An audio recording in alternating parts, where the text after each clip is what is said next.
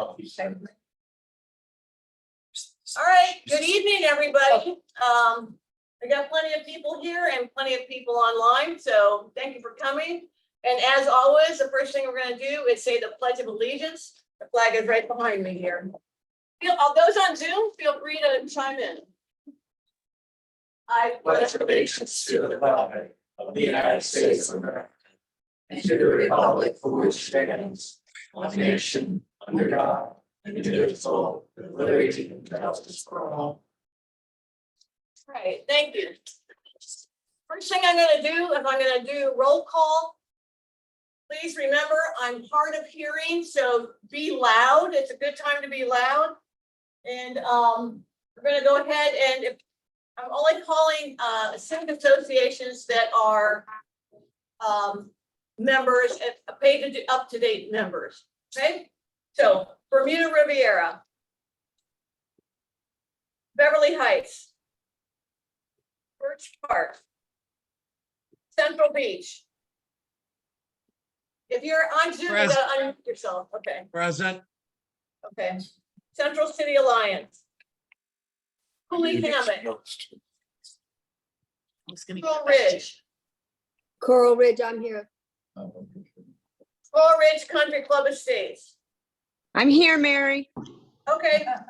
Coral Ridge Isles. Here. Coral Shores. Croissant Park. Here. Dolphin Isles. Downtown, I know she's on her way. Edgewood. Flagler Village. Galt Mile.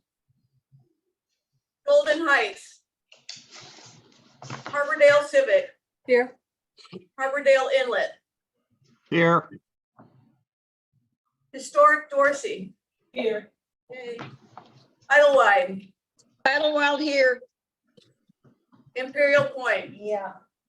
Lake Air. Lake Ridge. Here. Lauderdale Beach. Here.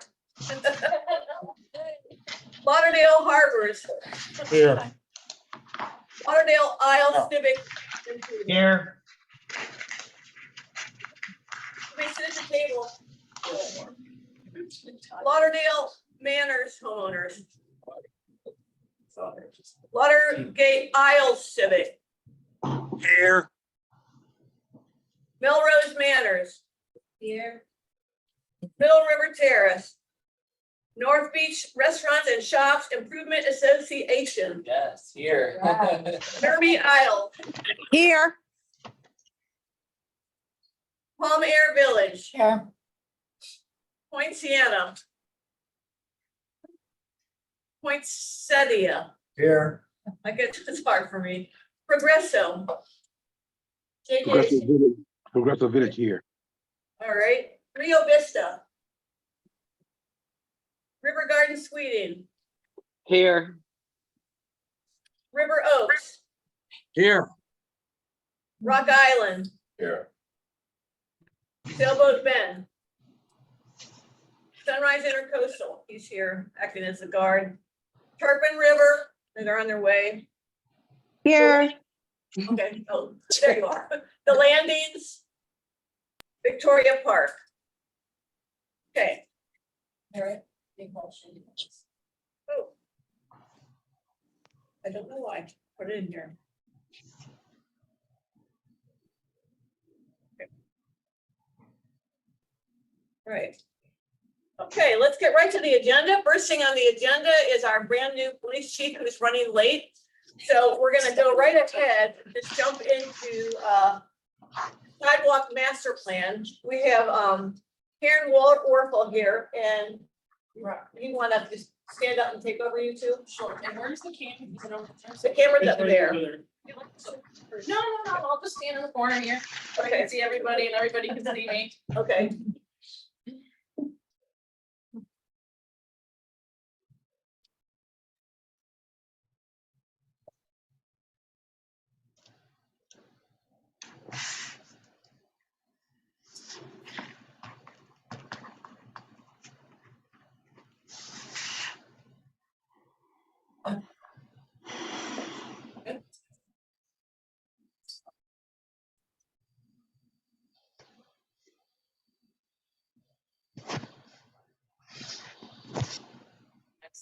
Good evening, everyone. Thanks for coming. Thanks for having us here tonight to talk about the sidewalk master plan. I am Karen Warnful. I'm the City of Fort Lauderdale's Transportation and Planning Division Manager. So we are here to share the updates so far, where we've gotten to the sidewalk master plan and then what is to come as well. And we're going to do a fun exercise. Robert Modi's is here with our consulting firm Benesh to walk us through some prioritization on sidewalks. So first I'll start with what our master plan process is. And where am I pointing this at to make it go? Okay, there we go. So our sidewalk master plan process, it's really broken into 3 different categories. The data collection, what we've been doing so far since this summer is inventorying where the sidewalks are. You may have heard some of our conversations. We've worked with Public Works about getting their LiDAR data that they did. There's a camera, looked like a Google camera on top of a car, did photographs of the whole city, every street, and then identified where there's sidewalks and all of the features of that. And we also had a GIS person in the city who works for us who had done just Google Street View sidewalks. So Robert's company is working on putting that together, rectifying it, and really getting a great list of where there's sidewalks and most importantly, where are our gaps that we have to address. So they're working on that. We've done some public surveying. I know some of your neighborhoods have done amazing at filling out that survey and getting the word out, and I appreciate all of your help doing that. We are open till the end of this month to receive some more data. So it includes surveys, and we'll go through some of those questions. Robert will walk you through where we're at so far with some of the feelings and how people use sidewalks. And then there's a mapping exercise that lets people identify where sidewalk gaps are important to them, so we can get a feel of where some of the areas are, knowing this is not statistically significant. It's really just to get a feel for how the community feels about sidewalks. And then we identify the gaps, and then we're starting right now to enter into the prioritization process. So we have a ton of gaps, as everybody knows, in our community. How do we start? We don't have unlimited amounts of money. Where do we start? Where are the priorities, and what are the most important things for the community? Where like schools or parks, and how do we prioritize that? And it's really going to be a data driven. So once we establish what those priorities are, then we'll run it through the system, and the really intelligent computer people do their thing and run things overnight and then spit stuff out. And then we'll create a implementation plan. So a prioritized list that then we'll be able to look for funding and go down that list more. The types of gaps that we're looking at, there's a variety of different gaps. So block connections, you may notice in the left one, Betty, that's an Imperial Point where you can walk around the blocks, but you can't get off. And then Mary, the corridor wide gap, that is 12th Street by Bayview Elementary. Now there's a crosswalk, it's a school zone, but you can't actually walk to the school. You have to walk on the road, and all the parents are there.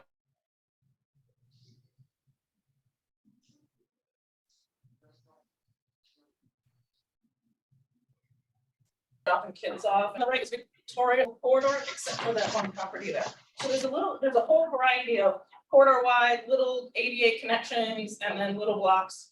So there's a variety of these across the city. I can't figure out where to shoot this to make it work. Okay. So the initial survey trends, we'll go through that. We opened the survey in November, right just before Thanksgiving. We've had both paper and digital. The vice mayor has done an amazing job when she goes out to different neighborhood meetings, collecting those surveys, writing with them, going over with residents, and handing them back to us to enter into the system. We've done a variety of social media, newsletters, and you'll see blasts again. We sent out another blast to all of our neighborhood presidents recently. If not, it will come through one last push. So far, we've had great responses, over 600 responses to the survey. And as I said, we're going to close it at the end of this month so we can really focus on prioritization. I promise I'll close it this time. I've extended it a couple times, so I'm trying Robert a little bit. So now I'm going to hand it over to Robert, and who's going to go over some of the initial trends. There is a QR code if you haven't done the survey yet. That is the QR code to go to the website where you can find out more about the project and do the survey and map answers. All right, so the survey's not closed, but we wanted to kind of start collecting some of that data and give you kind of a peek at what we're hearing so far. So as far as how people are using sidewalks, about half are using them daily. And then in another question we asked, why are you using them? Almost 80% for exercise or just for fun, just to go out walking. And a little more half to and from activities. So that's, going to your grocery store, going to, a friend's house, walking if you're close to La Flores or something like that. Then like looking at what would you want to be able to walk, and what would make it more likely for you to walk? Really, the big one that emerged so far, and this has been pretty constant, is safety from traffic. People don't want to walk very close to fast moving cars. And sidewalks by design provide that safety from traffic. And then looking at better connectivity to destinations. People want to be able to do more than just walk a lap around their neighborhood. They want to be able to get to, places to actually walk to. So far, we asked people, what do you think about the quality of the existing sidewalk network? So when combining fair and poor, it's almost 3/4 of respondents think that the sidewalk network is in fair or poor shape. So really, it's telling us there's definitely some need to improve. I think we all know that, but it's nice to get a survey response that says so. Looking at kind of those top 5 challenges. Lack of sidewalks, more than half said sidewalks that suddenly end. 52% fast moving vehicles not being or not having enough separation from vehicles. That kind of jives with the question earlier. Flooding and drainage, that one is definitely becoming more and more of an issue, and folks are in the comments expressing frustration about having a sidewalk, but it's constantly under 6 inches of water, not very useful. And then lack of lighting, not as high of a challenge so far of what folks have picked, but definitely an issue that we've been looking at in the city for a long time, and more data now to kind of justify spending some money to improve the lighting in neighborhoods. Awareness of funding, we were curious, are folks aware of how sidewalks are funded? 64% not at all aware, so people aren't really sure where the money is coming from. We did ask if you were, would you be supportive for dedicated funding, especially for sidewalks? Since once we're done with this, we're gonna have hundreds and hundreds of miles of sidewalks that we'd like to build, but really no dedicated source to fund them. So we wanted to know, how do people generally feel about that? About half were yes with a specific plan, and about 1/3 maybe depending on the plan. So that once this is done, it's kind of selling that to folks that, is this sufficient? Is this what you were looking for? Are you happy with this? And then from there, just curious, would you support a bond to fund sidewalks, whether that's part of the upcoming GEO bond or what have you?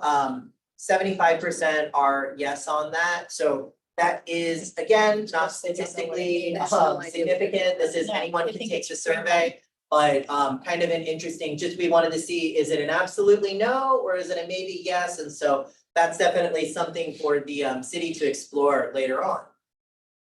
So kind of our next steps here, we're gonna finalize our data collection. I can tell you it has been a lot more arduous dealing with the sidewalk data than we had expected. So we're getting very, very close to having something for that we're going to be happy with prioritizing. From there, we're going to prioritize or identify some prioritization factors. That's kind of the activity online and in person today.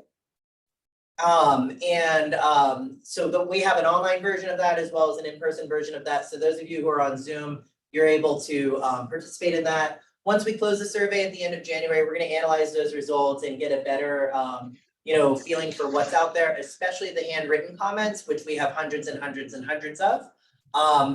Continuing our public engagement, we have a public meeting that we'll be holding. We're looking at developing, once we've done our prioritization, getting that priorities list so that we can start looking at, is it by city commission district? Is it, by, neighborhood? What does that look like? And then individual support from neighbors. How, how would you like to see sidewalks in your neighborhood? So the city can go and start, designing and constructing these sidewalks and starting to close these gaps. We'll also come up with some funding strategies. That could be anything from private grants, like AARP does a lot of really great grant programs. There's public funding, things from the federal government, from the state, from the county, the surtax, and anything in between. So just what can we do to really construct these? Because we know it's a really big need. There's a huge amount of gaps, and really that is our presentation. We do have a interactive exercise if you're online. We're gonna switch the screen over to that, and it's a little bit clearer on how to join.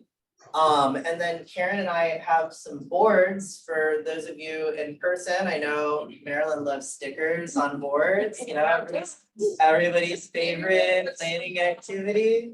They have like magnets or something. Want me to hold But it? yes, so if you're online, you can go ahead on your phone, you can scan, I think it's visible now. You can go ahead and scan that QR code, or at the very top, it says join@menti.com. And when you get to that website, you'll type that code. And that will, let you participate. And as you prioritize things, they will, they should light up on that screen and give us an idea of how you all online feel. So, if you have an issue with that, feel free to let us know in the chat. So can I set up two stations, one over here, and I'll grab the dots, and one over here? I have a quick question for you. Yes, sir.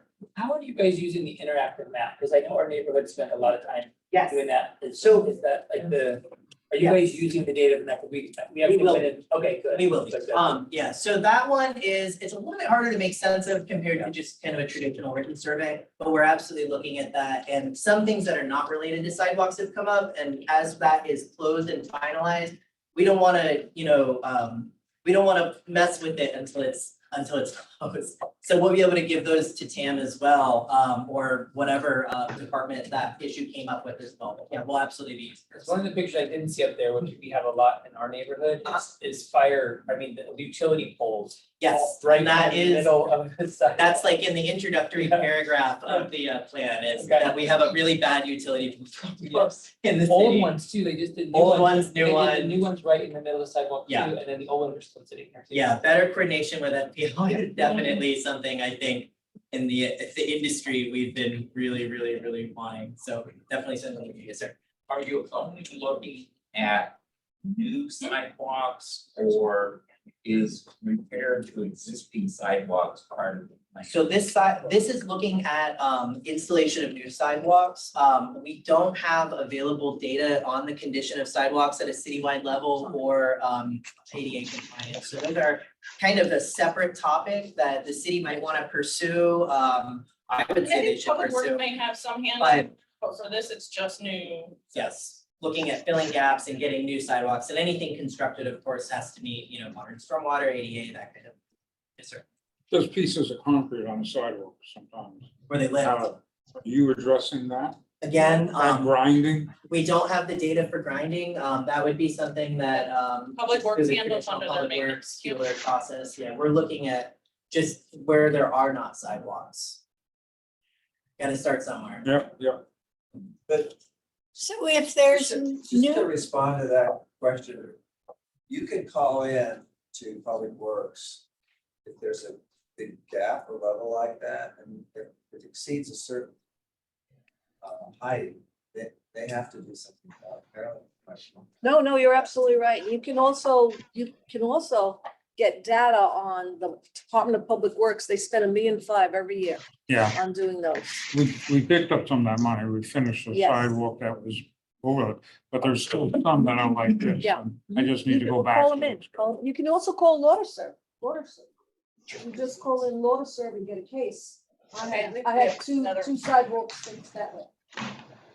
Let's get Donna here. Yes, ma'am. so I don't think this question is for you, but what's the current philosophy on maintenance of sidewalks? Has the city completely taken it over, or is it still the homeowner's responsibility The city's responsibility is my understanding.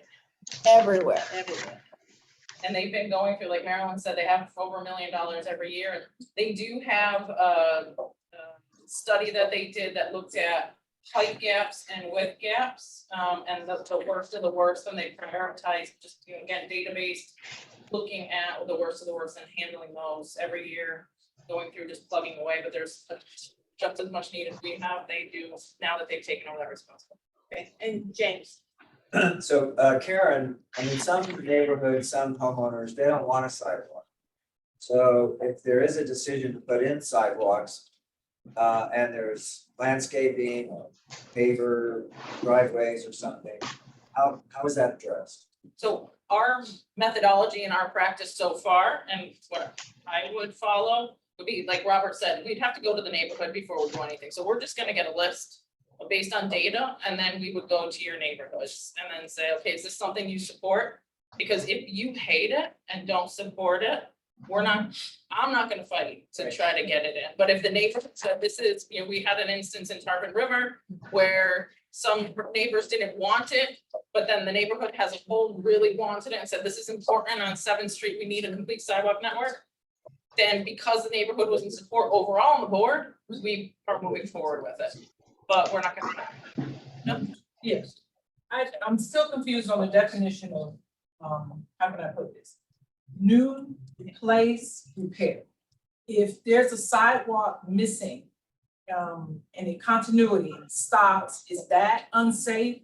Because people would have to go walk on the street, then go back on the sidewalk, what is that? So like the So instance on your that's my- street, yeah, the instance on your street is that would be what would be covered under our plan, where there's just a totally missing sidewalk. Okay, Right. That you have sidewalks except for, I think, 3 properties on your Right. street. Everything else has sidewalks, so it would be filling in that gap that's missing because my counterpart in Public Works, Jill Prisley, she doesn't have money to fill gaps. She only has money to fix. So we've had this hole in the sidewalk initiative that we've never had money to fill. And from another perspective, this is really the first time the city has ever looked at sidewalks holistically, where they've sat down, we've always known for decades, we need sidewalks. But nobody has sat down and said, here are where there are sidewalks, here are where there are not sidewalks. Here are the most uncomfortable roads to walk on, because there's hundreds of miles that you need to construct. So this is really kind of a unique opportunity, because the city to this point doesn't know where those things are.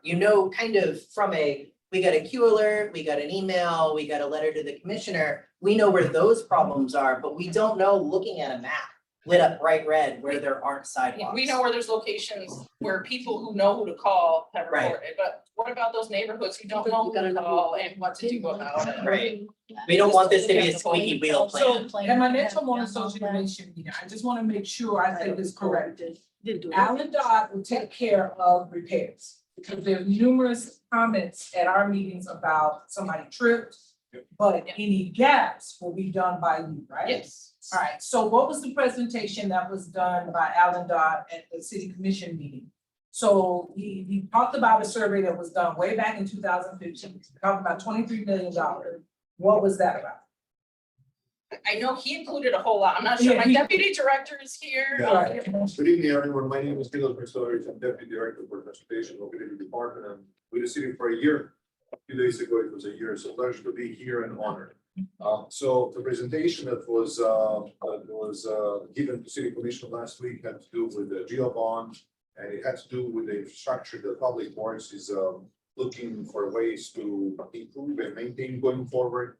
The standpoint of transportation mobility had to do with a couple of different elements for us to fund. One of them would be building new sidewalks or covering the gap that we have. The other one would have to do with the traffic calming, and the third aspect is all some of the signature projects that we have. But to answer your question, specific to sidewalks, it had to do with filling the gap, which has to do with the sidewalk master plan. And I believe that the project team identified about 550 miles of existing sidewalks and about 300 miles, actually 600 miles of missing sidewalks. Now, this would assume that we install sidewalk on both sides of the street, whatever, we have a missing gap, assuming everyone wants sidewalks. Now, we went down to 300 miles under assumption that we do not need to install sidewalks on both sides of the street, for example, right? And that we will have some neighborhoods that do not want to proceed with installation of the sidewalk. So that was a assumption, and under that assumption, and assuming under the current cost of the new sidewalk, that would be about $165 million, actually, the way that I recall. So that's what it was. I believe that Mr. Don's presentation also covered some funding for sidewalk repairs and identify different buckets. I believe C1 through C5 in terms of what efficiency out there is. So as Karen said, they have different tiers, and anything that is really more than a 1/4 inch gap, whether it's horizontal or vertical, they will find it as deficient. Now, there are much more serious deficiencies out there, let's put it out there. So that's how they are prioritizing their funding. But they have even in that million that they have a year, it's obviously not enough for them to get to all neighborhoods and very quickly, the way that community deserves it. And I think, wait, go ahead. Oh, well, I just want to say, I don't know if you mentioned, but I would assume that there's a liability component to this. In other words, have there been a lot of lawsuits from people, trip and falls that the cities had to pay? Yes. And number one, and number two, is there liability if you don't have sidewalk at all? In other words, can somebody sue the city saying there should be a sidewalk on the street, there's no sidewalk, and this happened, and it's because I was out in the traffic, I got hit? You really know that answer? I don't know the answer to the second, and there's, responsibility, but we also have only so much money. So you can't fix everything all at once. So, we're moving forward with a plan, we're getting there. We don't deal with the liability for trip and falls. Again, that's public works. And since the city took on the maintenance, it is the city's responsibility. So they're plugging away at doing as many fixes for those trips and falls as possible, but I don't know the exact. Pretty sure there is a payout. Oh, Fred. But I think Don's presentation did cover that aspect of it, and in a couple of moments. Okay, let me just. I wondered, has the city explored with the federal government the funding for making sidewalks ADA compliant? Because what I know in our neighborhood, the access from the sidewalk to the street is a little narrow asphalt paving, and there's no actual ability to get. So it makes it difficult for people. A lot of our people who are wheelchair bound or have unable to motor themselves are stuck being taken in the street because they have no other choice. Right. Yeah, it's definitely a huge problem. We look at all different funding sources. But again, not putting a whole lot on Robert, but this plan is really a big deal for us to quantify across the whole city what our need is and then prioritize versus, we know your neighborhood has the issue, we know Betty's neighborhood has the issue, not other neighborhoods are just totally missing sidewalks. Where we stand. We do have some funding through a variety of different projects, kind of piecemeal here and there. Those of you who followed the surtax drama, we had sidewalk money, then we were told it didn't qualify, and then now we're gonna get it again. So we're super excited about that, really to start plugging away at this implementation plan sooner rather than later. But there's a lot of money out there, but the plan is only gonna help us, because I'm a planner, so plans are important. Last question. Excuse me. So can we be assured, were you pointing at me? Yeah. Or over my head? Okay. Can we be assured that if we put in new sidewalks, they will be ADA? Because we just spent many Yes. millions of dollars on Required. 31st. And the sidewalks, which were reconstructed, are not ADA compliant. How did that happen? Really, the new ones in Bayview and Coral Ridge are all ADA. No, they're not. You cannot put a wheelchair on from one sidewalk to another, even though we relayed them for millions of dollars and we left poles in the center of them. So you forget a wheelchair, you can't even use a walker to get around them. So that money that we're all paying 1 cent more on our sales tax, in the opinion of my neighborhood, was wasted. Okay. And It's a whole nother topic. okay. How do I get in? And, but I feel like this is But the it's last, this is the sidewalk. last one. Couple of things. Well, if I can finish the answer to Donna's question, Okay. just for quick. FPL is a whole other issue as well. When there's poles and they put poles in the middle of sidewalks, it's really a challenge. And we'll do our best when we put new sidewalks in. You can relocate utilities as long as it's still in the right of way, and there might be possibilities. And then that might come to feasibility. So if there's a road that just has utility poles all down the middle of it, we might not be able to do sidewalks because the poles. What Can I you speak? did on Riverland Road, I think what you did on River Road, and like maybe for you, excellent job. Looks like it's ADA. I grew up in that area. For the most part, to walk from there to 441 if you wanted to was walking through mud. And what I noticed, because I'm over there every once in a while, we still have a lot of friends. Many more people are out walking around, and it improves the sense of community. So it looks good, ADA is better, but it really improves the walkability in the neighborhoods. Talking about neighborhoods, has anybody ever thought about restriping some of these roads? Thank you. Because it has been a long time. We have a whole other initiative, but that's not be here every month. I just want to see it. I know I think it was Dixie from Sunrise North or something that they redid the road. Yeah. Remember a couple of years ago? We've done a bunch, and we worked in Crescent Park. You notice all the stop bars are replaced, all the stop signs. We did a safety study and analyzed that, looked at where there was issues and the whole neighborhood where it had to be redone. Imperial Point is on its way. Lake Ridge was our first example, actually, and the board of Lake Ridge went out and did the survey for us. So that was a super great help. They really led the way on that one. Thank you. So we're working through the neighborhoods doing that. Mary, So what do you want? Thinking Yeah. Anderson. Really, we have other things, so let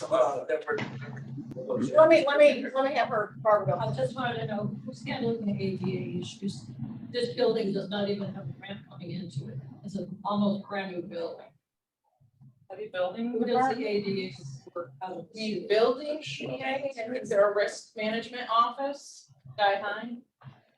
You know, I sometimes can you have to have a sidewalk, it just has to be a way for a wheelchair to get out. Because I had a medical clinic and they did not make us have an actual ramp. Yeah. So, I'm just saying. JJ's retired. yes, how you doing? I was trying to get in. I want to say, you probably done passed the answer for me, but I, in Progresso, Yes, sir. can you hear me? Yes. Okay, in Progresso, there are several streets in our community that there are sidewalks on one side of the road and there are 0 sidewalks on the other side.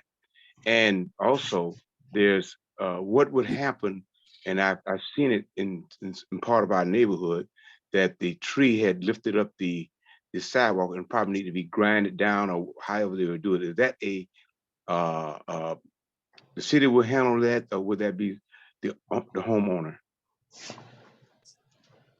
It depends on the situation, but most of the time, I believe the city handles it, and it depends on where the tree is. So if it's a tree kind of way back in your yard and the roots are coming out, that would be your responsibility as a tree on your property. But if it's a tree in the swale or in the right of way, that's usually the city's responsibility. I know you have some big trees right at intersections in your neighborhood. Yes, okay, thank you. That's what that's. Want to do the dots? Yeah. Oh. Tell us about this. Excellent. So we have, these are both the same on both sides, just to split you up. We have dots, they're both red and green. Well, green is go, things you like to, and you think are important to prioritize. And red are things you don't think is important. So you can take a sheet, there's 4 each on each of these. And your top 4, you can either, if you think that safety is the #1 thing, you can put all 4 dots on safety, or you can spread them out across a couple. But this is gonna help us get a little direction on our first swatch of what's most important to you on where you would prioritize sidewalks and what they would be close to. Okay, so Which red ones? that half of the room, If there's things that you don't think are important, but if you think you don't care about getting to parks, then you can put your red on that. This is the same as the online one, right? Yes. Yeah. If you've done the you online do the one, online you don't have to do the in-person one. It's the same thing. Yeah, functionally the same thing. Yeah. We just want it to be. great. Okay. Get up and collect your dots.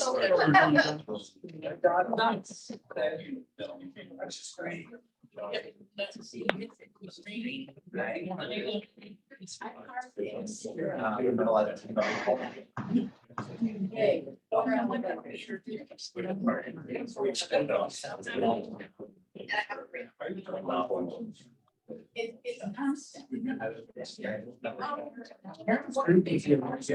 that, I know that he certainly has people that are doing that.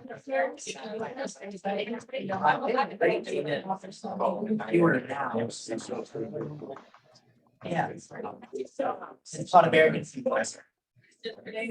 Website, beach out, Karen's group. Someone tell us what's going on.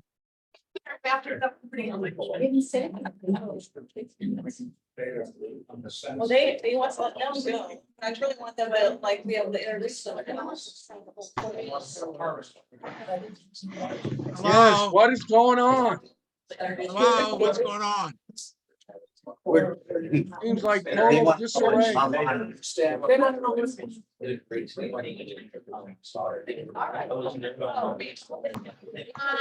Hey, I agree with Bill Brown. What's going on? Hey, Gail, if you go to the website that is listed on this screen, minty.com, and use that code, you can sign in and take this survey. So sorry. I didn't wait until shame. And then he answered.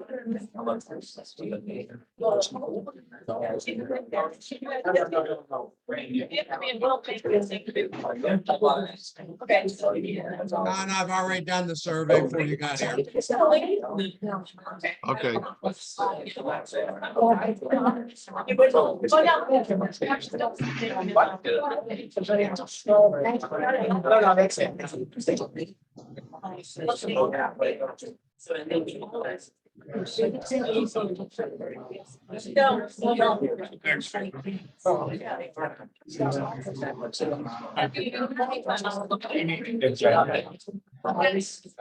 No, I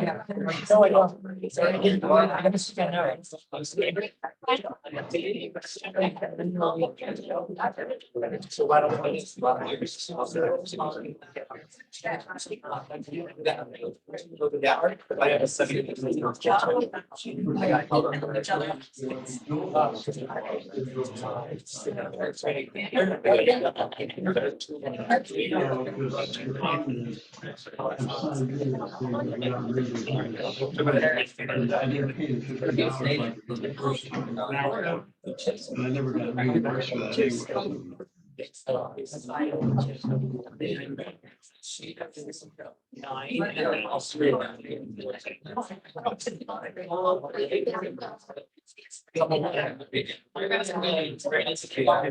Where are you, who do you represent? I live in Pleasant Village, but I'm not really in here every day. Here because I'm Well,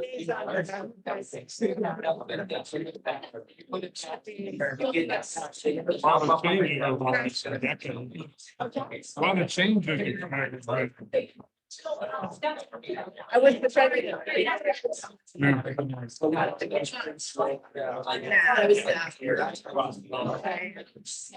didn't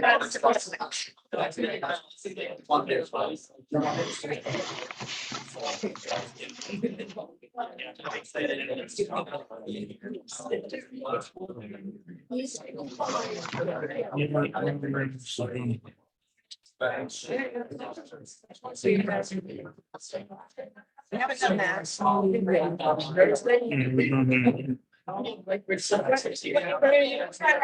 Glendale Harbor.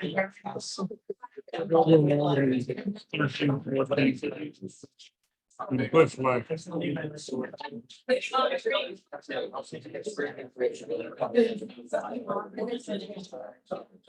whole new thing. Yeah.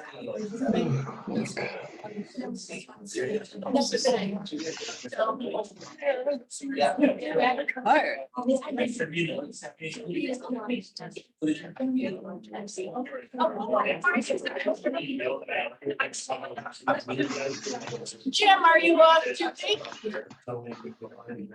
She's great now. You're off duty? I think I am. I think I am. Yeah.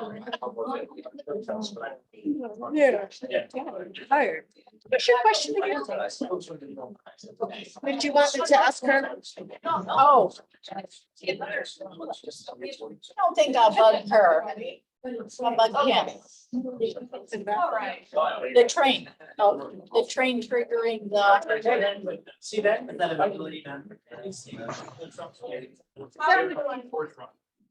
one wasn't. I see. Why don't you ask me? I'm gonna give him a minute because I already complained to him about some of the elevators in city parking garages.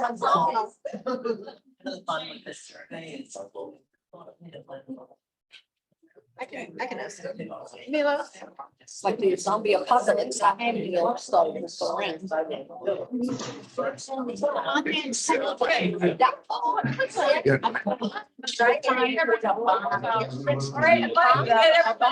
Right.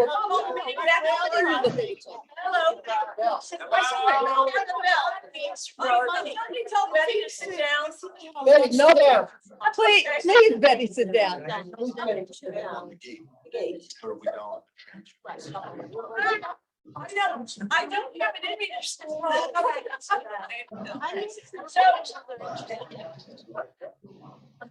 All right, so those of you on I hope you can hear me. What happened here is they have boards up on the wall and people were able to go over and have a green dot on the areas that they like sidewalks. Did you hear what he said? in the neighborhoods He or said it comes up parks, from and red dots where it wasn't important to them. No, So he said that's the something that you issue can do on a comes survey. Time to time, That, it's daily, multiple times a day. You get a survey I out. asked him if anybody had complained. Yeah. They didn't think it was a big. Yeah.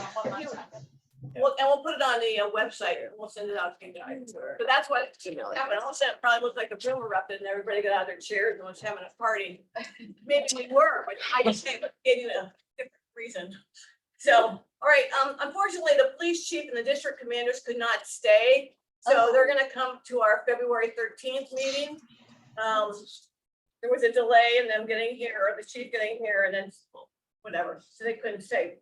So we are going to go into council business at this point then. And Leanne is our liaison for the Homeless Advisory Board. I don't really mean to put you on the spot, but if you could just give us a brief rundown of how that's going. And it's Leanne Barber, she's from Flagler Village. Okay. So a few things. The next major thing that's gonna happen with respect to homeless is the pet count, the point in It's time. really better if you The look point in time count, and that's taking place on January 24th, 25th, 26th, and 27th, 4 days. And it's from like 5 a.m. till 9 o'clock at night. Jim, did you send out the notification? I know I'd sent it to you, but it doesn't. probably did. Yes, yes, we Okay. received it. Okay, so if anybody wants to participate, there's still time to sign up for it. And you could go to the task force for ending homelessness website and register. Or you can contact Jim and he can forward it to me. And there's an orientation session on the 18th, but I think it'll be very good to see how the numbers are relative to last year.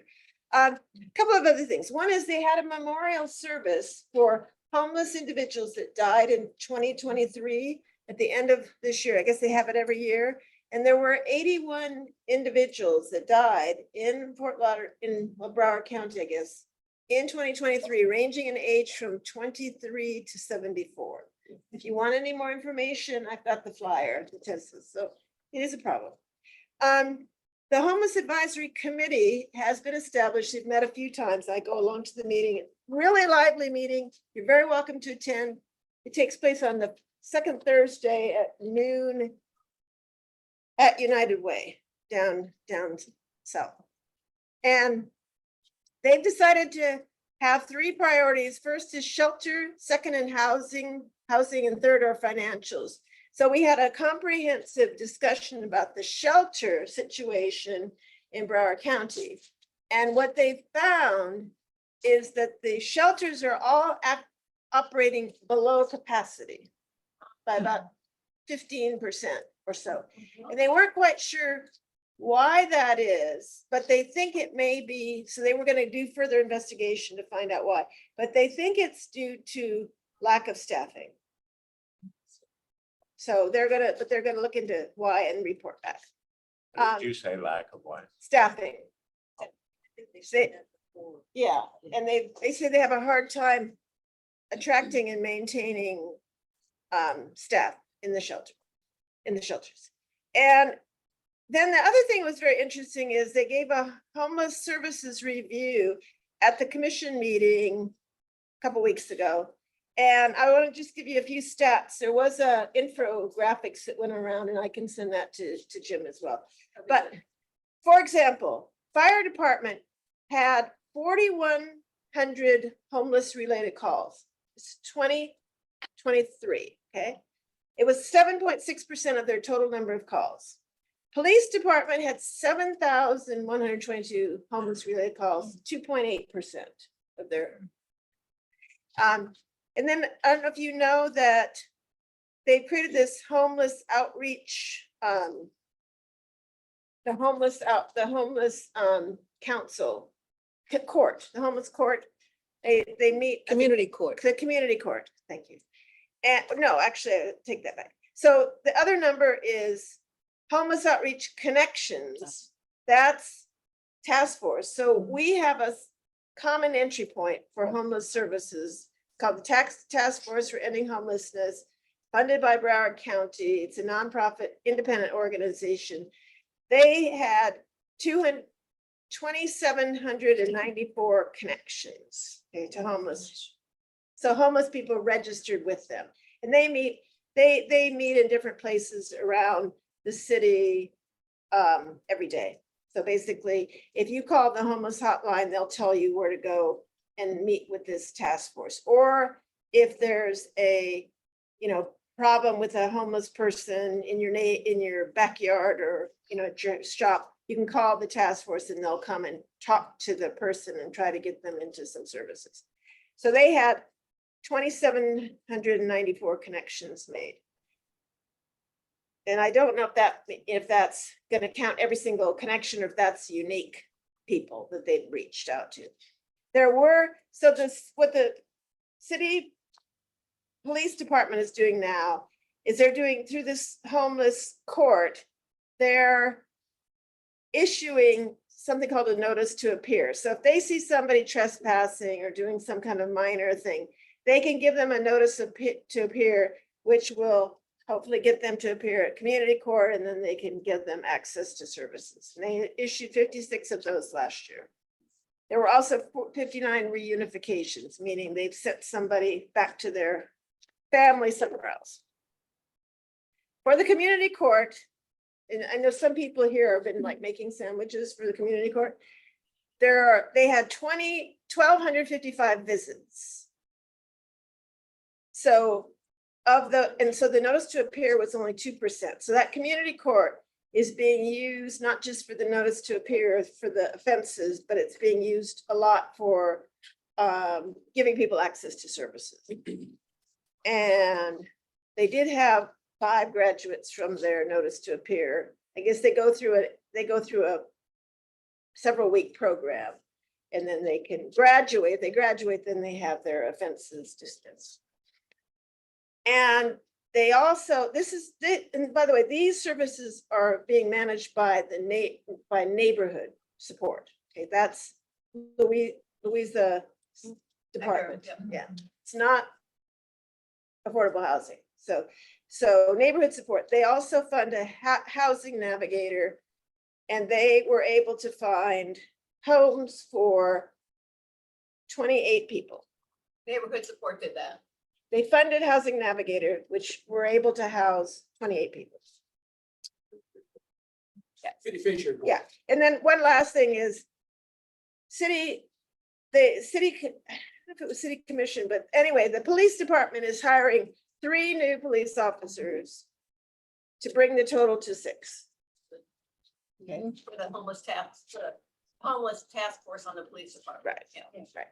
Good. And so if anybody has any questions. Go ahead, Ed. Are the numbers of homeless decreasing or increasing? Well, we're gonna find out, in a couple of weeks. That point in time, that pit count she was talking about, that'll tell us, because we did that last year too, if I'm not mistaken. So they do that every year about the end of January. And, I have to say, the corner of 17th and US 1, there's a whole lot less homeless. Less? And in Cordova and 17th, there's a lot less. So I'm curious about how that's being done. and we'll see. You answered some of the questions. See. Did you the first? Well, it's not a question, it's a statement, actually. With the new homeless court is now, they meet on the side of the building right across the street from the bus terminal, which I think is very apropos. Side of the building. The side, It's the community court The now. community That's the court, new yeah. home. yeah, every Wednesday from 9 to 12. There's the shower, there's the mobile shower station is there. I personally brought in 3 people in very different sectors. And Lizette Palumbo, who was with the neighborhood outreach committee, as well as Marie Joseph. Phenomenal. 2 of the people have been placed in housing.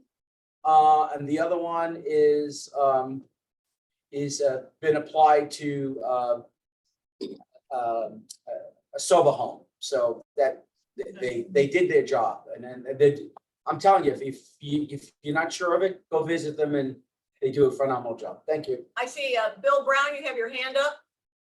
Yes, thank you, Madam Chair.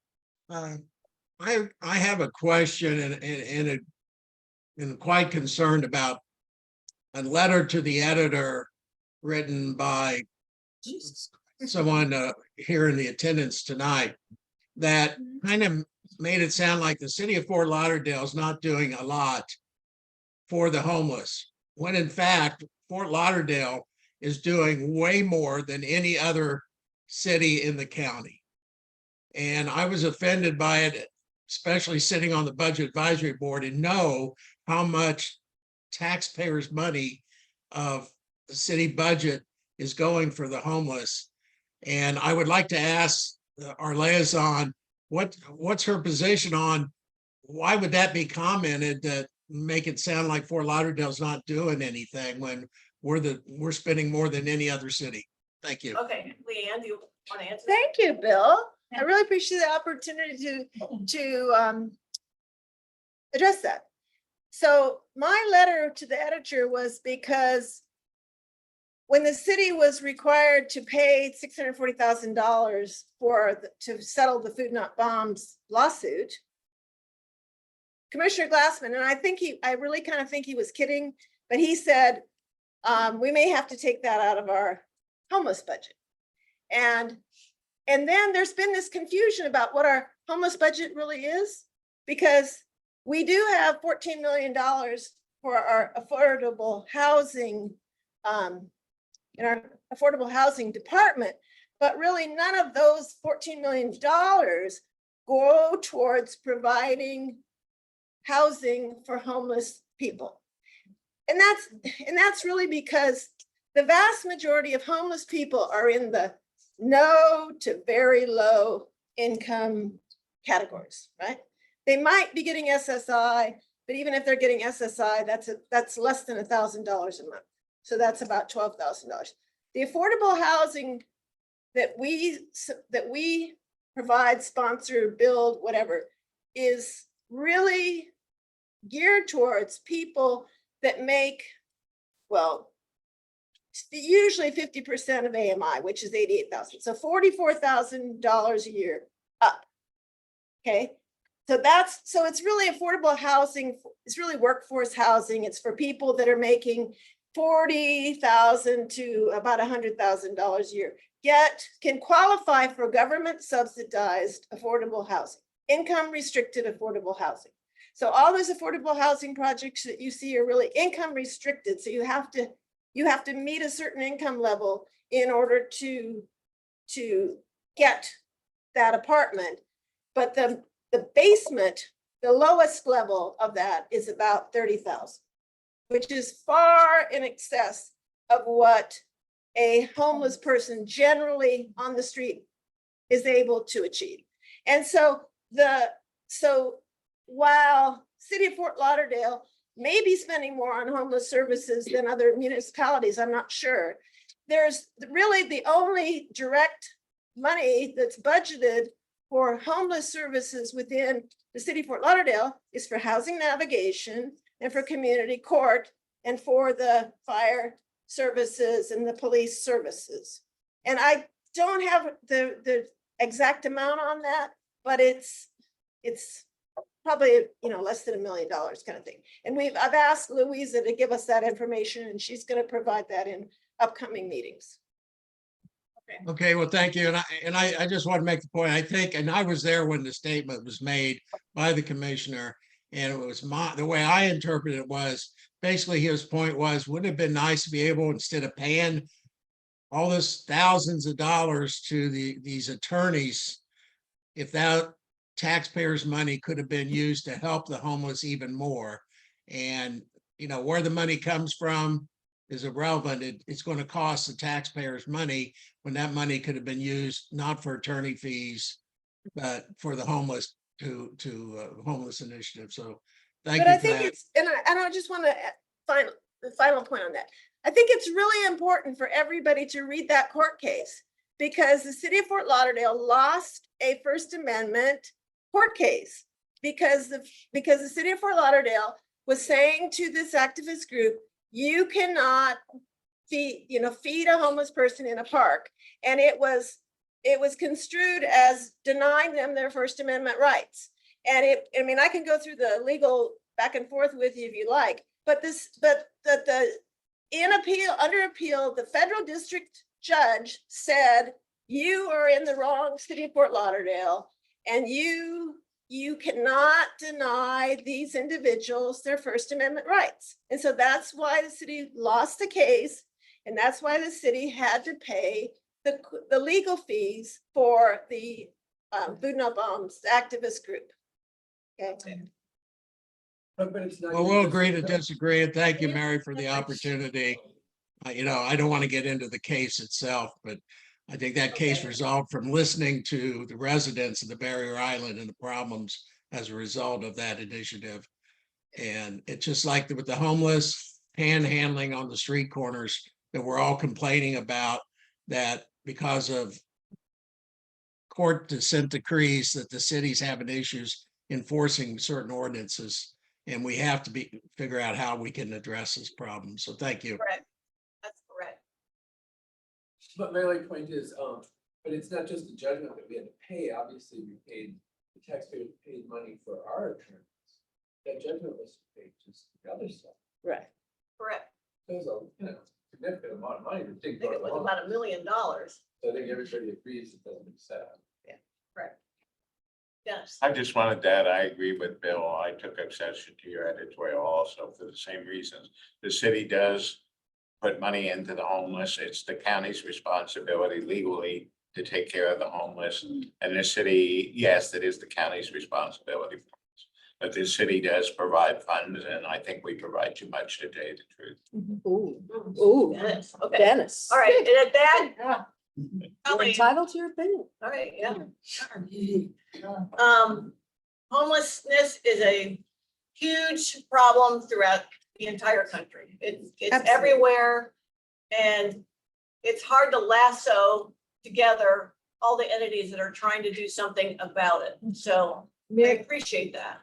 Can I just say that the homeless task force, that group that is our point of entry to the shelters, they're there on the street all the time. I gotta give them kudos, because I'll give you this, he's been here, Carl, Yeah. from the, Yeah.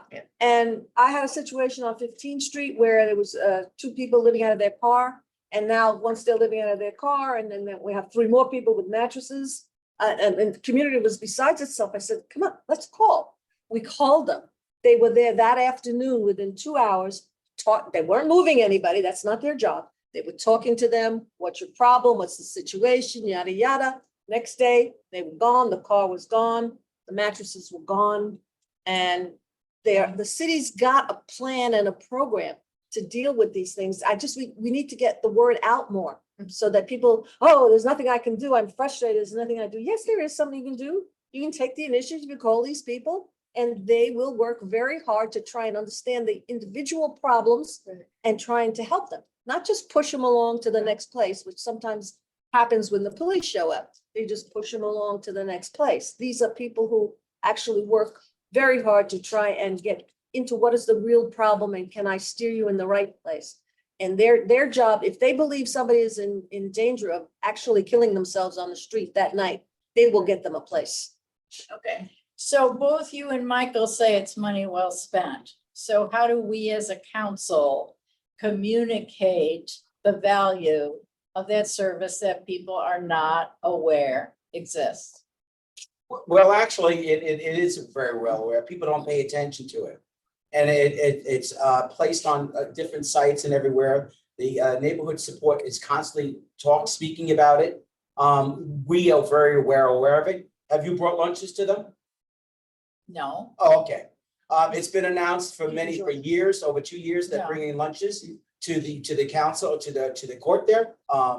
So And- it is, Excuse me, hold on a second. You asked me a question, No. ma'am, and you asked me a question, I'm addressing it. And also at the same time, they have come here to the council and announced themselves. They have addressed themselves. does anybody in this Did you hear what I room just said? know the number Did to you hear what I call just said? today?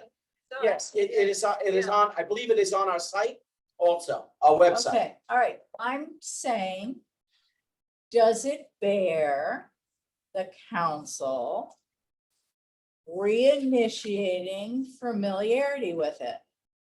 You have it in your phone, Does anybody Well, on what that would you- wall what have would a you number in their suggest? phone? Well, yeah, what is your point? What would you suggest?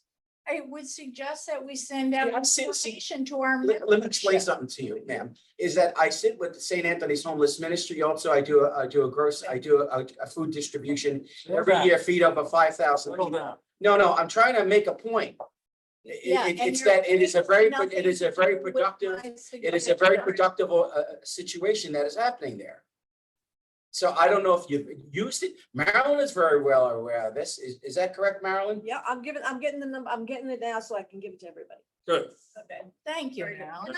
And I'd be happy to write up a little blurb. That would be good. And we have had several meetings where it's almost all homeless entities that help people that come and talk. And the reason why I'm The very number. passionate about it, because they have been here twice a year, they have received an award, they've made a presentation. So I don't know what certain people are just like thinking about it, or they've never saw them before here. I don't understand it. All right, you made your point. We got it. Okay, I'm gonna put a little blurb Okay. together about how to help homeless people All right, that you send can. it to us, we'll get it out. Yeah, and, yeah. You know.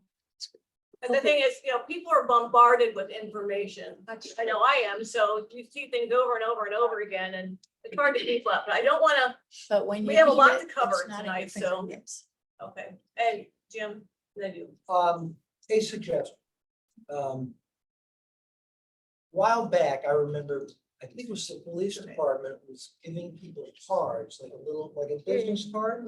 They can keep in their car, and when you go to an intersection, and somebody is panhandling, instead of giving them $1, Good for you, Jim. you give them the card. Very good. So if we reinstituted that, now, I live in a very small neighborhood, Sunrise and Coast. It doesn't represent the demographics of the city at large. We do the dinner, the lunches, we've made countless lunches. One of my neighbors, Susan Burson, she's on the call tonight. But I can guarantee you that no matter how many times I put that out in our newsletter or send it out in email, most of my neighbors probably don't pay attention because it's just not in their world. And I'm gonna posit that that's true across the board. There are people who are very passionate. Michael has spent a lifetime dedicated to this cause. I know you have too, and I know there are others that have that haven't been recognized. But the point I'm trying to make is that if we do a continual reinforcement of that idea, and if maybe it's the council, we could do that. Maybe it's the task force for homeless that creates a little card and you pass it out to, maybe we mail them out. There's something called. Make them available to the public at large and educate them on the process of Don't give them $1, don't give them a quarter, hand them the card, let them help themselves. Yeah. So that's my Okay. And my And- hand was up because there was a sheet that came out about 2 years ago. And I have them at a lot It's of an them at home. FSO. Yeah. It's called the FSO. I can't believe I didn't bring them. And I handed them out several dollars too. Yeah. I would love this. Imagine Richard that. Gabriello, he puts that out there. He works very closely with the task force. Matter of fact, he sends it on a quarterly basis. He updates it. So Madam President, what I'm gonna be doing is that I'm gonna be sending for the email that he sends to me. I'll send it to Jim and you can post it and take it from there. And it's really. And it is available on the website, but it's Exactly. kind of hard to find. Yeah. But people don't go to that, that's the point, you know, we're all engaged. I didn't know what it was called. But It's not the FSO. how many people vote? What is the percentage? In the last election, it was something like, in 2020, I believe it was like 15 or 18% of the population of registered voters in this community. Yet all of those people that didn't are the ones that complain, why is the city doing this? What's going on? Why are there homeless people? They don't participate. So it's really, I think, our responsibility as people who are conscious of these things to engage them at some level. If it's at the grocery store, hand them a card, give them 5, say, hey, pass these out the next time you're at an intersection. But something that puts the two together, connect the dots. Mary, I was just gonna say, as council president, after the last presentation on the homeless scores, I invited them to one of our full membership meetings. And they came, they were there about 45 minutes, Okay. but they were well received, people felt heard. Yeah, And it and they're very was willing to an come anywhere, and go opportunity anywhere. For them to access the services. And I will say, and Betty knows too, because we share this, we don't share the same corner, but it's Imperial Point, where most of our homeless were gathering along Federal Highway, and that significantly decreased since we've been working with the homeless attached to it. All right, and we're gonna go Where's the get email? people that are on, okay, Instagram. please don't, let me just get the people that are on the Zoom. So, Michelle, go ahead, I see you. Hi, I just wanted to say, I believe it's Leanne who said she was going to write something up. And when you send it out, if you can give us any kind of a graphic, because a lot of times, I mean, I think like it or hate it, next door is what most neighborhoods, most people are using. And if we as presidents or associations are reposting that information onto next door, as soon as you make a comment, not a like or a thumbs up, as soon as somebody makes a comment, it keeps bumping it up to the top. So just to do that within your neighborhoods is really a fantastic way to get the information out. And we know you want to find out the dirt on what's happening. People will tell you they read it on Nextdoor, so we might as well use that. So Okay, if you could just make it succinct enough that we could put, you know, a little blurb on Nextdoor, that would be terrific. Less words, more. Okay, Yes. Susie. Hi, there was a video that was played from Neighbor Support on the Neighbor Lunch program months ago. And it was played one time at the council and then by Laura McCoy, and then it just disappeared. If that video could come back into recirculation, I think that would be really great for the public and neighborhoods to know that they could volunteer and there is something they could do towards the Neighbor Lunch program. Leanne, can you see if we can get that video? I know what she's talking about. Who was the lady? Louisa would have it. Oh, Yeah, I think it's actually on there. Okay, and Norby. There's a link. Quick question. So I dealt with the task force from the city, and I thought they were fantastic. Originally, I was sending out that brochure from the county with the phone numbers on it. I was handing those out to people. That phone, that's the most useless phone number. They're all I tried to absolute. call and get people in there. So my question was, how is the city task force working with the county? Because I feel like the city's doing a great job and the county, it's like, I counted 100 phone numbers on that pamphlet. Yeah. And so, and I called the main one help number to get someone off the street and they said that the homeless woman had to call herself, even though I said that she was, so it was a waste of my time. But the city was tremendously effective and I see the challenge is the disconnect.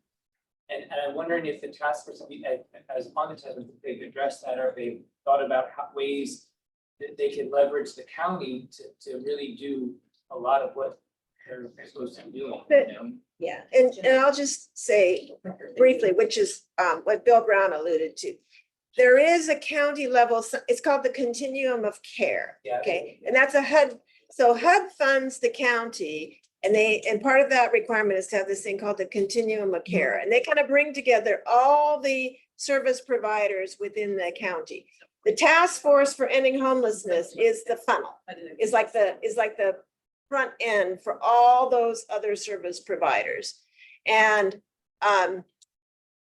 so the city, and the county put together a app, but it didn't really work very well. So I think the city has been doing a better job of front end, of providing services in a more easy to understand point of view. But there is, if you look at the homeless section on the City of Fort Lauderdale website, there is this thing called, we call the FSO guide. So you can flip through it, but I will put together some kind of, graphic thing that people could maybe click on and get right to this guide. That'd be great. That'd be good. We could send that out too and make all those links be live. Yeah. Okay, last question. Yeah, I just want to say, also, obviously, mental health is often a component. And I had a tenant that was NAMI, National Alliance for Mental Illness, for Broward County. And they're just amazing, it was an amazing group of people. And, they're also resources, not a government. But it's a great group, it's a national thing and National Alliance members. And they have a lot of support groups and things. Okay. All right, thank you, everyone. A lot of good input here, a lot of good conversation. Ned, you do not much work that I do for the homeless. Okay, Yeah, no, let's move along to, Bring it up. all right, He's gone. now, the charter, it really should say revision board, not review board, so I apologize for that. Sorry, and Jim is our liaison for that, so if you want to give us let us know what's going on here. All right, thanks, Mary. I appreciate that. Let me ask a question. How many people have seen or gone on the city's website to look at the minutes? I mean, I don't know how many people pay attention. A couple of people. I would encourage you to do that. I can tell you that it's not always up to date. The liaison for the city has got a lot of things on her plate, and she's only capable of getting things put up on YouTube because there are videos of all the meetings, at the whim of IT, really. I think, have them put it up. So the last meeting was not up. All right, a brief synopsis. And to give you a little idea of how this works, there's an agenda that goes out, and then every meeting, every single agenda item, every item that's in the charter is examined by a number of attorneys that are part of the review board. And those people go through it word by word, and there's a lot of time spent on word definitions, because that means a lot when you try to interpret the charter. So the last meeting, the first item up was discussion on public petitions. If the public comes forward with a petition to change or institute a new ordinance, there has to be a percentage of the voting population to qualify to petition for a commission review and then ultimately a public vote. This went on, the discussion went on for a long time. Mary's been to the meetings. I know Bill Brown, a few other people have been to the meetings, and they last usually 3 hours. So there's a lot of back and forth. There'd be only 2 or 3 topics, but it goes a long time on definitions. So the question was, what is the correct percentage?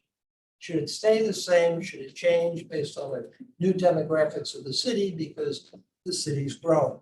The voting population may not be growing at the same rate because some people are here part-time, but they're still residents. So all those things were discussed. Nothing was decided. And I can tell you at the end of these meetings, very few times is anything decided. It usually goes to the city attorney who's present at the meeting for review to be discussed at this next meeting. And furthermore, in terms of this, the sequence of events for the Charter Revision Board, all of this is being recorded, all of this is going to be presented when they come to some conclusions that have been vetted by the attorneys and everybody agrees to. All of the changes or modifications to the city charter will be presented to the council and to individual neighborhoods as they like, and there will also be a public presentation. Subsequent to that, whatever those recommendations are will be presented to the city commission. The city commission then will take a vote on to accept or reject those changes. And then if any of the ones that are accepted will go to a public vote. So this is a long process. You won't see any voting. This will probably be an item that will be on the 2024 general election agenda. Let me keep moving. So who pays for the petitions is a question that came up. Is it the petitioner? Is it the city? Who is going to pay for that? This was debated back and forth for quite some time. Nothing was really decided. Again, these are all points that are brought up. Sometimes a vote is determined to yes, we'll change it to these wordings, but it still has to go back to the city attorney to check to see if there's any conflict or any case law that might deny that vote. So it's a long process. It's always a state of flux. Right now, there's no changes that are being recommended to the percentage of people required to qualify a petition request. It stays the same, which I believe is 1% right now. Other items that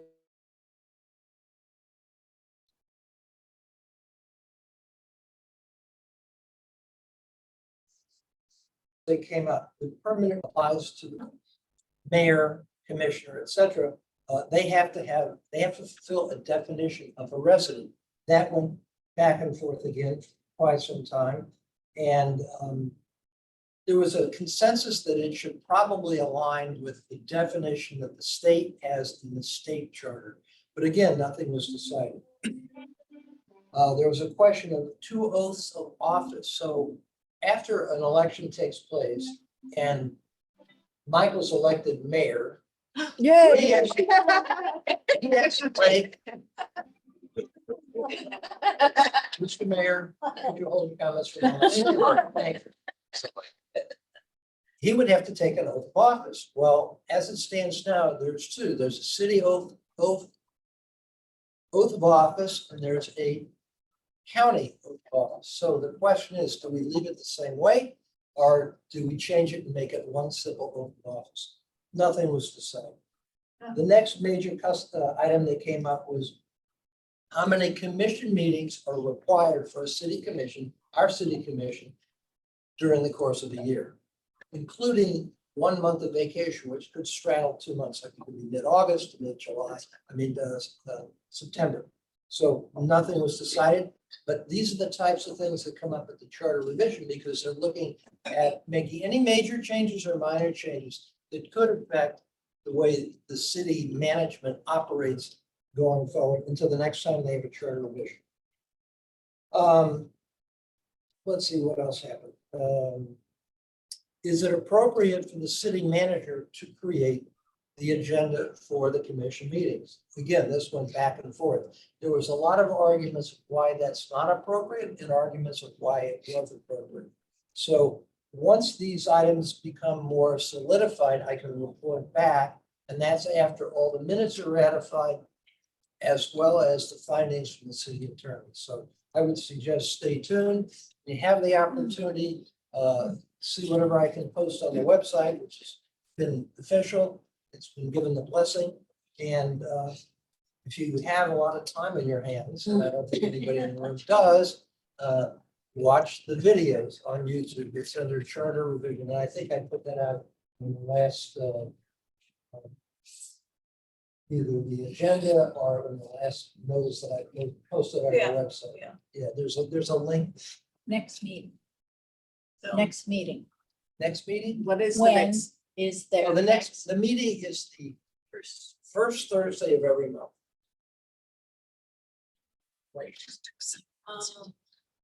Sure. Wait, oh, Jim, I'm here looking up on the board. Yeah, Jim, go ahead. Hi, James is Lee, Twin City Heights. I was shocked to learn at the last city commission meeting that lobbyists are allowed to serve on advisory. So has that ever been discussed? Well, Your yes, it was discussed, and the city attorney and all of the other members on the committee board. And by the way, the committee board is very diversified. There's somebody from the county, there's somebody who's a citizen here, there's the city attorney, there's the chair, and there are two other people, another citizen and an individual who represents, or used to be, county manager. So there's a number of people, and they decided that it was okay if there was no conflict of interest. But again, that's So something, who's monitoring conflict of interest? that's a good question. Who's I mean, monitoring? Some of They these are. lobbyists serve a dozen different companies. Yes, And who knows, who's watching how they vote? I think it's a very good question. I don't have a good answer. I can tell you that there are only 3 lobbyists that are on advisory boards. I went through and looked a couple of months ago. There's only 3. I mean, but there are 3. So And It's very fun. Jimmy, you want to know the names of those 3 lobbyists? oh, I mean, I do I know want the to name, but know, so the decision was it was okay? Is that what you're telling us, Jim? Yeah, as long as there was no conflict of interest. Right? Well, but how do you know that? What was the discussion on that? It was a long discussion. I can't tell you off the top of my head what was said during that discussion, but I can tell you that they debated it quite a lot for. we can send you, it's on Find out. YouTube, it's on the city's I can find website. out, write something up for you. Yeah. Well, But I mean, I think if you want to talk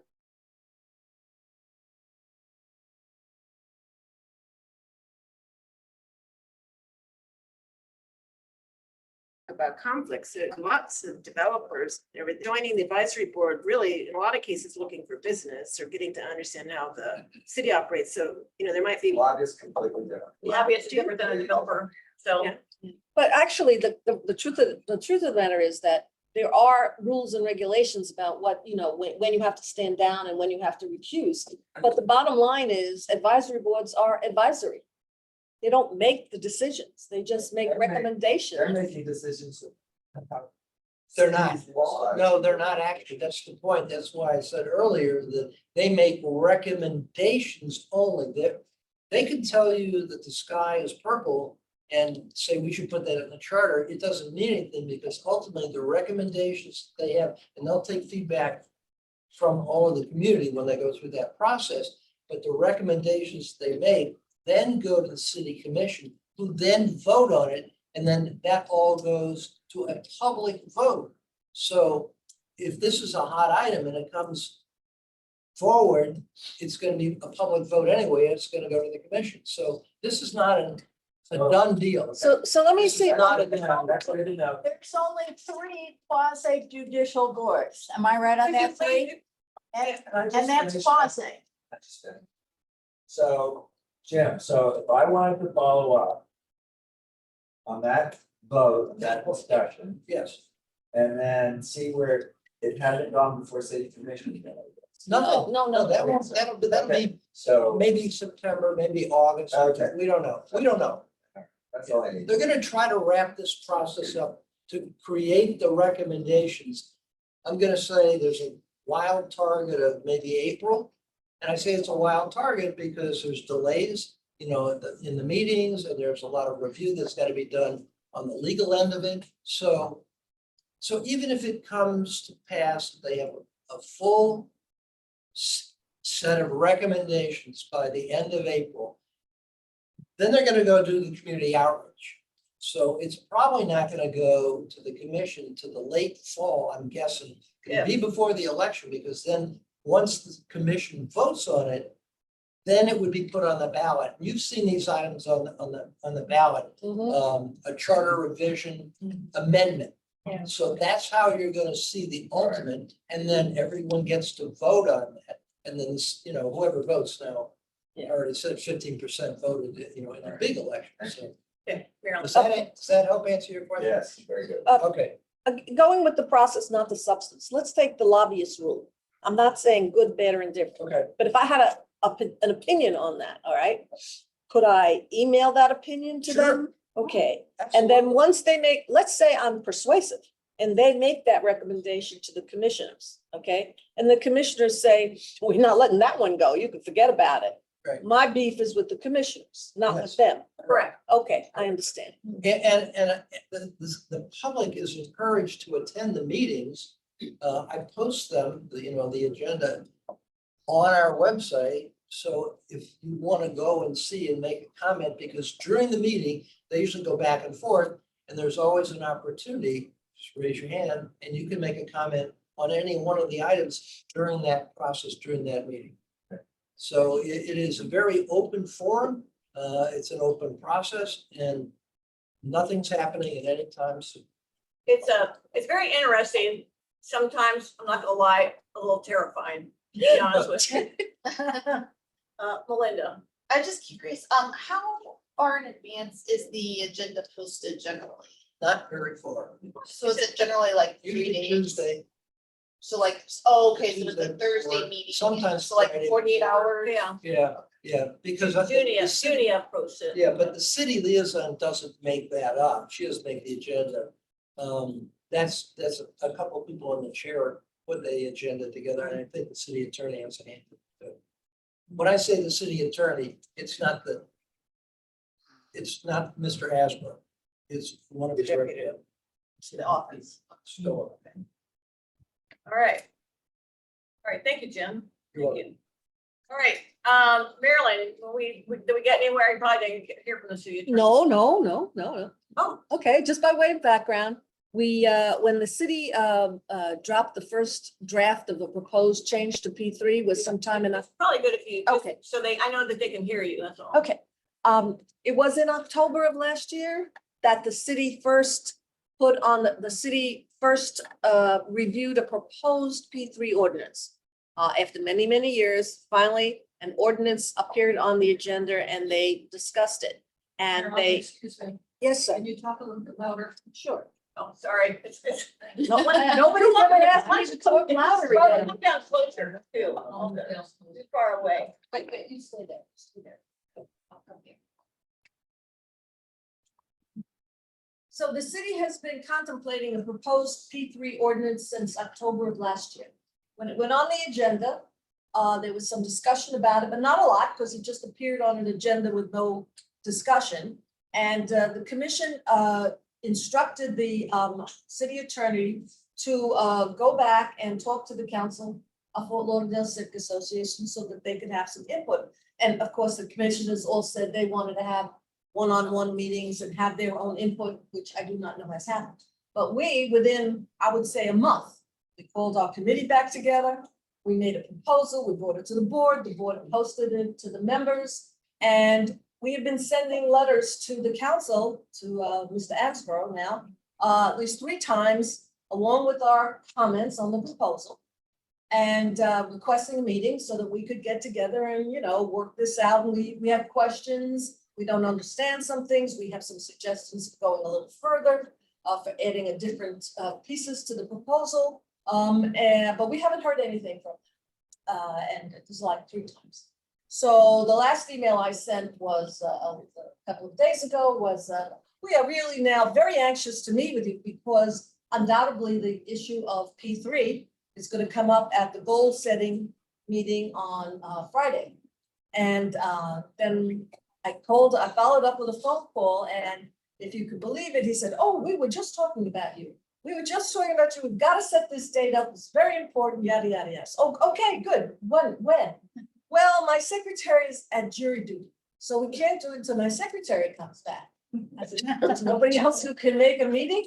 No, she sells everything. So I said, all right, then all we can say on Friday, if we are asked, is We are going to have a meeting with the city's attorney the city's attorney is setting up a meeting with us to talk about our draft comments. So that's where we stand right now. Okay, all right, that's cool. We just, I'm a big believer in nag management, so let me know. I'm good at it. Good at it. Okay. The next thing I want to talk about that's not on the agenda, I have a couple of non-agenda things, and one is neighborhood support night. It's back. It's February 15th. It's at the City Hall garage. And Vanessa, who I see on the Zoom call, is going to be our liaison for neighborhood support night with some help from Michael, but Michael has to work that night, so he can't really, Well, I'm gonna be there. be there working. Yeah, I'm gonna, may I? Yes, please. I spoke to Jania Robinson from Neighborhood Support. And we spoke about a couple of things, and we basically, it's down to a science. And I know, was it Marilyn, you Yeah. mentioned that The we tent. wanted our own tent? Mhm. Yeah, Yeah, let me explain why. okay. When we go to neighborhood support night, to neighbor, whatever they call it, neighbor support night, yes. We used to always have a tent. That's, it's the Council of Fort Lauderdale tent. And we had a presence as an entity, as a group. The last 2 years, we've sort of been subsumed into the neighborhood support desk. Especially last year, we were sitting there and it was Juna and Louisa and me and Dennis, okay? I would be. And it was, I was a lot, no, there were a lot of Betty. people there. But what I'm saying is that we did not have a presence of ourselves. We sort of got subsumed. Sign and. Right. And I know it's more work. It's definitely more work for mothers. And do we have a tent? I don't even know if we still have a tent and a banner. We have the banner and we have the, Step and repeat. step and We can repeat. bring the step and repeat that, and I'll set it up. You will? Oh, yeah, yeah. I'll help you. You know, it's easy. Well, yeah, but we'll bring the step and repeat, we'll bring a banner.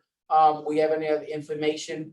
We can, any suggestions Right, or? yeah. But then we have to explain to. From the Juna. neighborhoods we used to do too. That's That's a right. good idea. And But so we have to explain it to Junia that we really do want a presence of our own. Lakebridge said, we'll give you 2 volunteers for the night. Oh, no, we always have volunteers. I mean, the cookies are great, the cupcakes are terrific. People always show up and we always have enough people to man our own booth.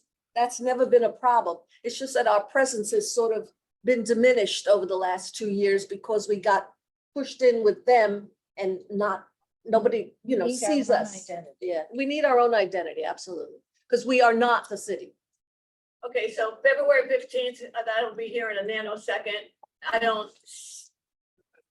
It sounds like a project. Right. To get all this stuff together. It's easy. So Vanessa, Michael, I don't know if somebody else wants to help them. I'm probably not, I'll be there, but let me know what you need. I don't have it in my brain to like figure this stuff out right now. Does that make sense? Do we have any giveaways or anything? Giveaways? No. Just asking the question. We bring chocolate. There'll be enough chocolate. Yeah. I can get giveaways, but somebody needed to tell me. Okay, come up with the idea. Vanessa, are you on there? Vanessa? Name is up. Okay, She might be unmuted. she might be, Yes, I'm here. Sorry. So will you and Michael get together and brainstorm what we can do, because, that's just a month away. It's the day after Valentine's Day, right? Yeah. So giveaway kicks, chocolate Leftover kisses. cookies, we Yeah. give them away. Leftover cookies. Okay. You can do better than that. So can you guys just come up with something? Let me know how I can get Okay, these okay. things for you. Absolutely.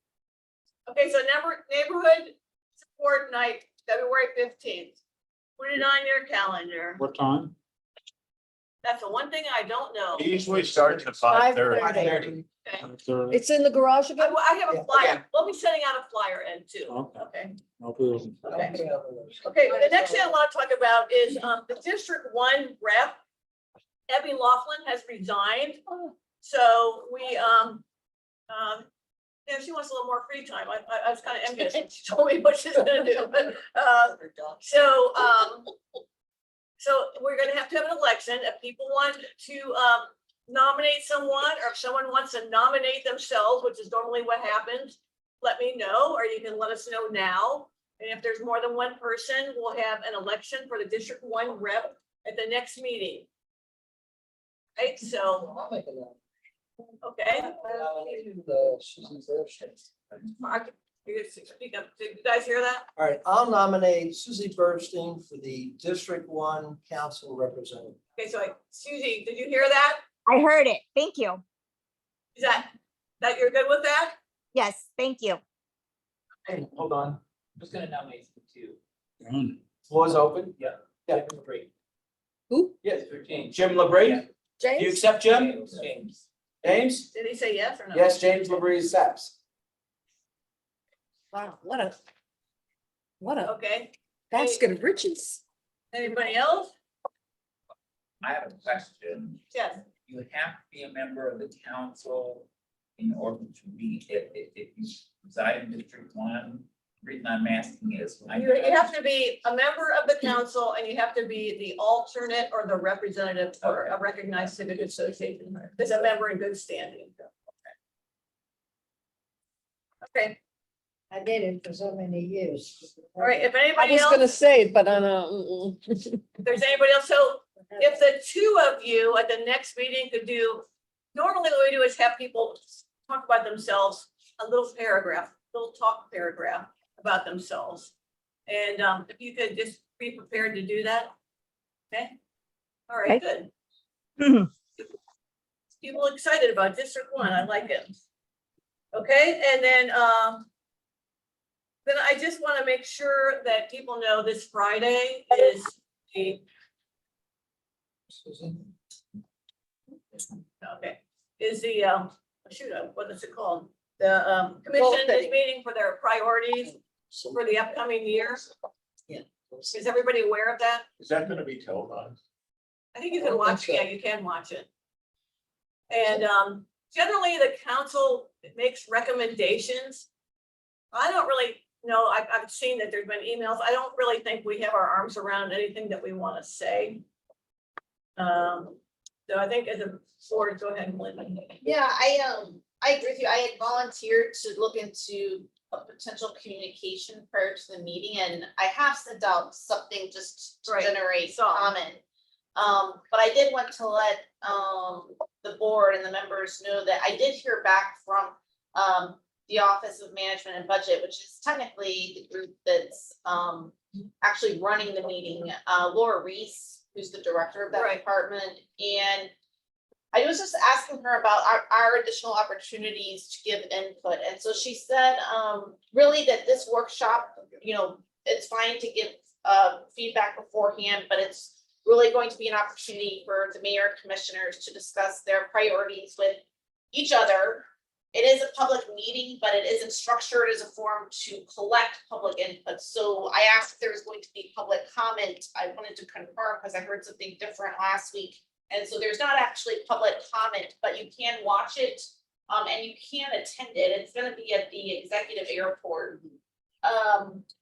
It says that typically public input opportunities are going to be built into later portions of the budget process. And I think that that's just something we want to emphasize is that this discussion, they're discussing the fiscal year 25 urgent needs priorities that are then going to be taken by Budget Advisory Board, by the Office of Management and Budget.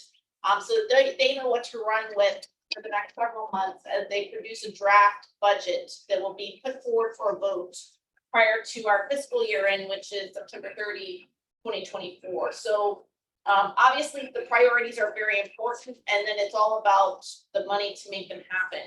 But what she's telling me is there is additional time to weigh in during the budget process. And she says that her team has created a presentation that will be shared at the next commission conference meeting, which I believe is the last commission meeting in January, on the input opportunities. Okay. So I just wanted to share that, you know, there is additional time. Perhaps we won't have a succinct statement prior to Friday, but there is a way to impact still the priorities within the actual budgeting process. And that will be taking place in the next probably month or Okay, two. so good. So no panic for Friday. No. Thank God. Okay. Yeah. Maybe I do have a little more bandwidth for a little bit report night. All right, thank you for finding all that out. I appreciate it. Yeah, Meryl.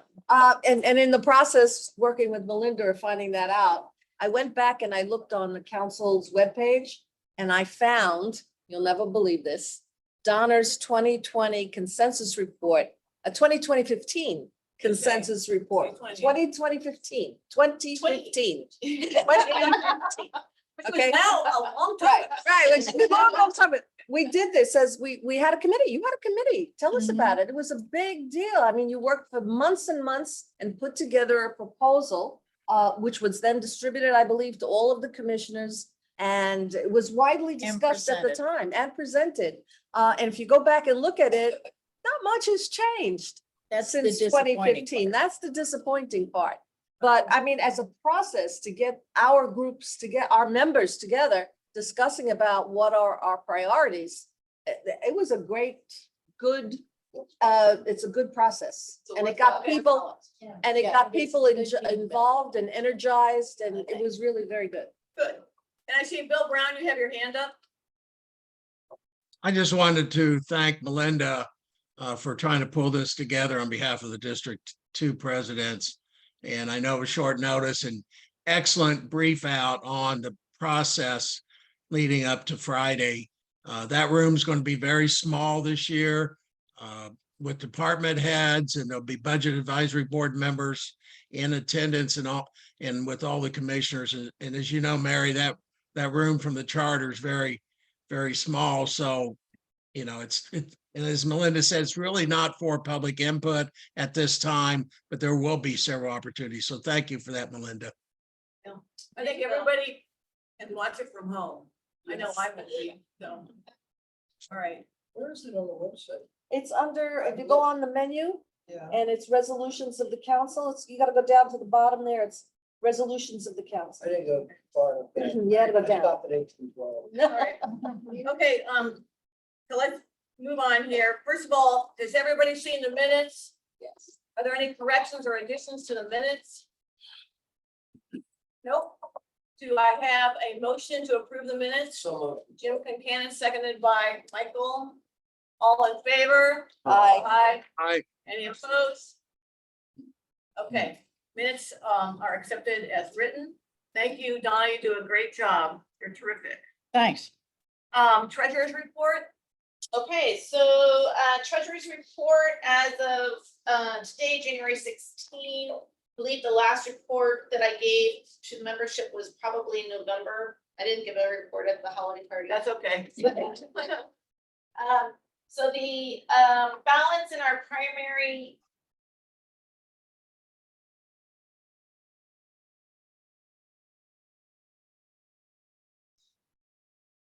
checking account at Truist, just a little deposit that we have paid out to Gatman, which is our web hosting service, and the amount of $611, and it is for all of the calendar year, January 1 to December 31, email, domain services, and web hosting, to include some additional cloud storage and VPS. Jen, you probably know what. So then we have an amount in the PayPal account, we've got $1,358. Our total rounded is $5,697 that we have in the council. And in the past, believe month and a half, we've had 3 renewals. One neighborhood renewed pretty early, but then we got 2 renewals from neighborhoods that had not been members, I think in a year or 2, Edgewood and Point Sienna Park. Yeah. So you're ready for 2024.